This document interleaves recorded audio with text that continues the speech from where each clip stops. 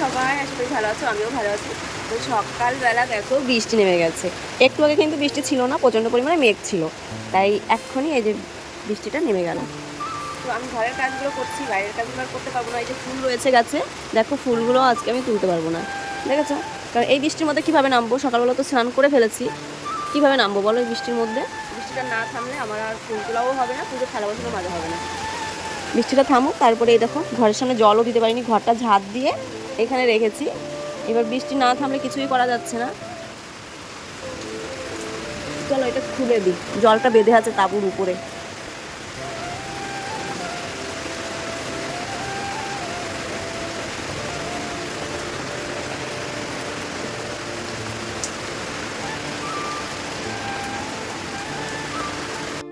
নিজের ঘরে ইনভার্টার থাকতেও এখন দেখো অন্ধকারে বসে আছি। এই যেটা কি সহ্য হয়? তোমাদের দাদাভাই অন্ধকার করে রেখেছে, মানে ইনভার্টারটা বন্ধ করে রেখেছে। রাত্রিবেলা কারেন্টটা একটু ডিস্টার্ব হচ্ছিল, তাই জন্য ইনভার্টারটা বন্ধ করে রেখেছে, আর আমি অন্ধকারের মধ্যে বসে চা বানাচ্ছি।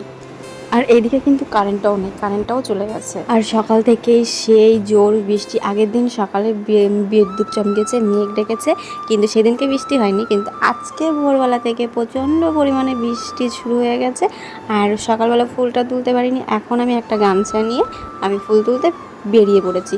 আর কি বলো তো, ছাতা নিয়ে ফুল তোলা যায় না, এক হাতে ছাতা ধরবো না, ফুল তুলবো, তার জন্য গামছা একটা মাথায় দিয়ে ফুল তুলতে চলে এসেছি। যেহেতু এখন একটু বৃষ্টিটা কমেছে, ঝিরিঝিরি বৃষ্টি পড়ছে, তাই গামছাটা মাথায় দিয়ে নিলাম।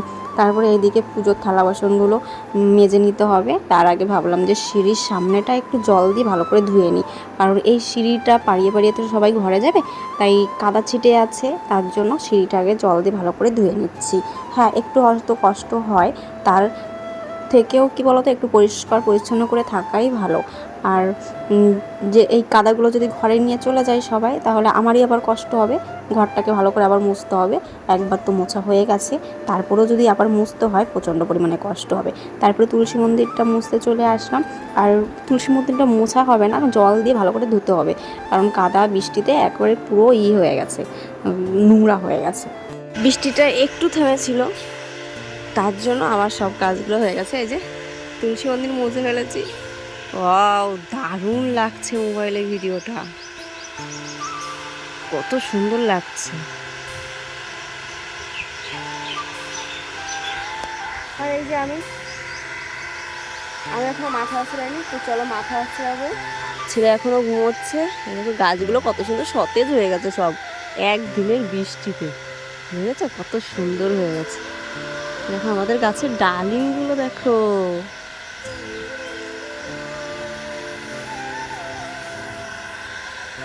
সব গাছের ফুলগুলো কত সুন্দর এখন সতেজ দেখা যাচ্ছে।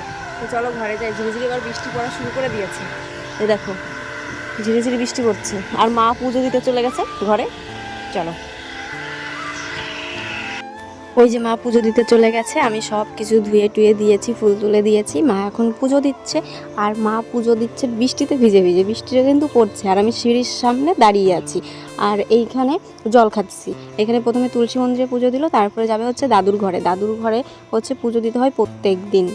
আর আমি এই যে বসে বসে জল খাচ্ছি, সকালবেলা আর জল খাওয়া হয়নি, তাই ভাবলাম যে বসে বসে জল খাই। আর মা যে ভিডিওর পুজোটা দিচ্ছে, সেটাকে আমি তোমাদের সঙ্গে একটু শেয়ার করি, শেয়ার তো করা হয় না কোনো সময়। আর এইখানে আমি মাথাটা আঁচড়িয়ে নিচ্ছি, চুল উঠছে প্রচণ্ড পরিমাণে, জানি না কেন এত চুল উঠছে, হয়তো গরমে ঘেমে টেমে একাকার হয়ে যাচ্ছে মাথা, তার জন্য হয়তো চুলটা প্রচণ্ড পরিমাণে উঠছে।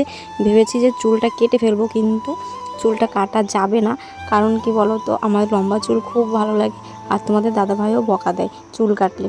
তারপরে এখানে ওষুধ ভাঙতে এসেছি।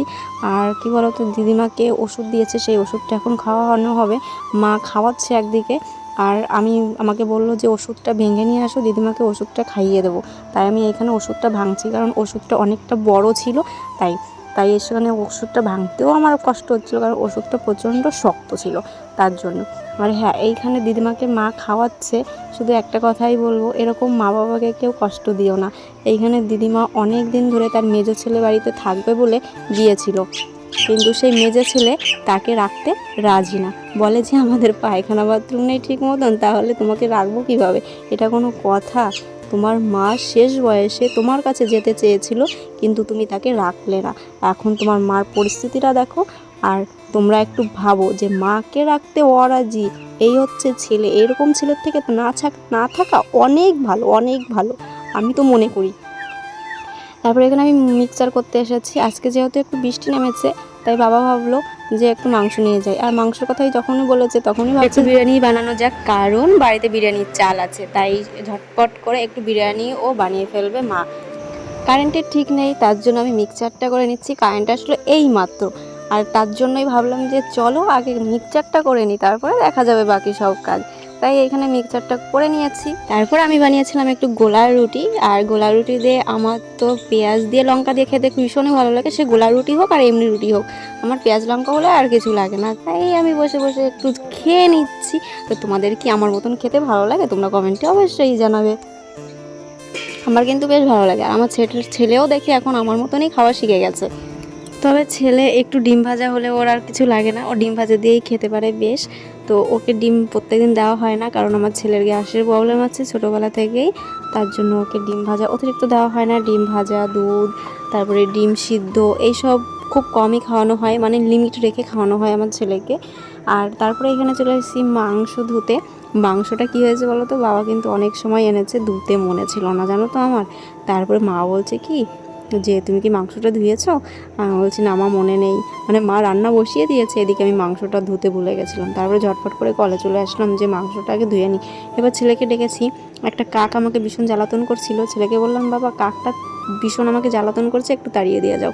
তারপরে দেখি ও মোবাইলটা নিয়েই চলে আসলো। আমি ভিডিও করার কথা বলেছিলাম না, তবুও আমার ছেলে আমাকে একটু ভিডিও করে দিল। আমি আজকে ভীষণ খুশি হলাম যে আমার ছেলেকে না বলতেই আমাকে একটু ভিডিও বানিয়ে দিল। তারপরে মার বিরিয়ানি বানানো হয়ে গেছে। এখানে আমি হচ্ছে পেঁয়াজ শসা কেটে নিচ্ছিলাম, যেগুলো হচ্ছে খাওয়ার জন্য লাগে। তো আমাদের বাড়িতে টমেটোটা খেতে চায় না। তো এই হচ্ছে আমাদের বিরিয়ানি। তো বিরিয়ানিটা কেমন হয়েছে অবশ্যই কমেন্টে জানিও। আর আমরা তো খেয়ে দেখেছি, তো বাড়িতে যেমন বানানো হয় সেমনই হয়েছে, মানে বেশ ভালোই হয়েছে। আর এই যে আমরা খেতে বসে গেছি, আর আমার শাশুড়িমা বলছে খাওয়ার সময় ভিডিও চালিয়ে দিয়েছো, মানে ওনাকে নেওয়া যাবে না ক্যামেরায়, বুঝেছো তো, তার জন্য একটু মানা করেছিল। তাই আমি বললাম যে তোমাকে আমি নিচ্ছি না, তুমি খেতে থাকো, তোমাকে নেওয়া হবে না। তারপরে আমার শাশুড়িমা এই যে হাতটা ধুয়ে এখানে বসলো, আর আমি ক্যামেরাটাও বন্ধ করে দিয়েছিলাম।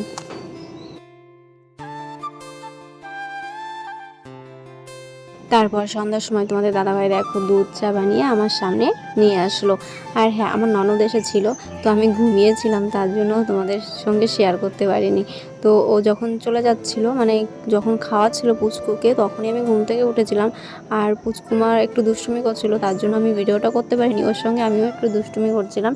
তারপরে এখানে রাত্রিবেলা রান্না করতে চলে এসেছি। আমার রান্না করতে হবে, যেহেতু দুপুরবেলা বিরিয়ানি বানিয়েছিল মা, তাই বিরিয়ানিটা রাত্রিবেলা সেটা ছিল না, তাই মাংস ছিল। তার জন্য আমি আবার এখন ডাল ভাত করব। ওই পাশের বাড়ি এক কাকিমা, ওইটাকে কি ডাল বলে আমি অতটা জানি না, সেই ডাল দিয়েছিল, ওনাদের জমিতে হয়েছিল, সেটাই বাবা বললো রান্না করতে, সেইটাই রান্না করেছি এখন। আর সেটা দিয়েই খাওয়া হবে। হ্যাঁ, মাংস আছে, মাংস আলাদা তোলা ছিল, সেটা আছে, সেটা দিয়ে আর ডাল দিয়ে আজকে রাত্রিবেলা খাওয়া হবে। আমার ছেলে কিন্তু ডালটাও ভীষণ ভালো খায়, মানে ডাল দিয়ে খেতেও ভালোবাসে, যদি সঙ্গে একটু লেবু হয়। তাই আমার ছেলেকে যদি একটু ডাল দিই, তাহলে ও কোনো সময় বলে না যে মা আমি খাবো না। এটা বেশ আমার ভালো লাগে। সঙ্গে একটা ডিম ভাজা, ব্যাস। কিন্তু ডিম ভাজাতে আমার দিতে ইচ্ছা করে না, ওই যে তোমাদের বললাম আমার ছেলের গ্যাসের প্রবলেম আছে।